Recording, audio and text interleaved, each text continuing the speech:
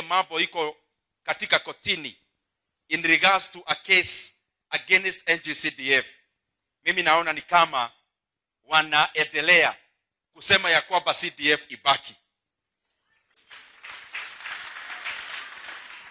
And I want to request our Supreme Court, kwa unyenyekevu sana, we respect our judiciary as much as we respect every other organ of government.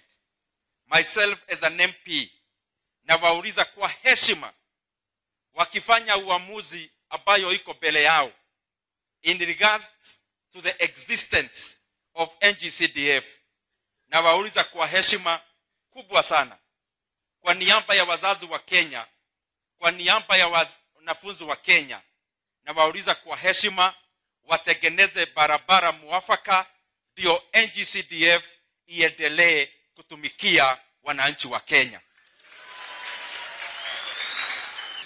A case in court, ambayo inasema ya kwamba NGCDF ifutiliwe bali. Mimi naona ikifutiliwa bali, mwenye kuumia sana haswa itakuwa ni wazazi na wanafunzi ambao wanafaidika katika bursaries ambayo ni ya NGCDF.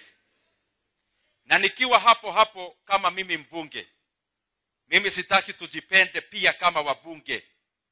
Nauliza pia wabunge wenzangu kwa heshima sana, tushikilie pia magavanas wetu na tushikilie pia MCAs wetu. Ile bursaries ambayo inatolewa na county governments, nauliza pia wao wapewe ruhusa ya kuendelea kutolea bursaries wazazi na wanafunzi wa nchi ya Kenya. Nauliza hii kwa heshima sana because I am a product also of a parent ambaye alipitia kwa mashida sana akinipeleka shule. Na kwa hivyo mimi najua kabisa wale wazazi ambao wako na wanafunzi katika shule zetu pia wao wanapitia katika shida.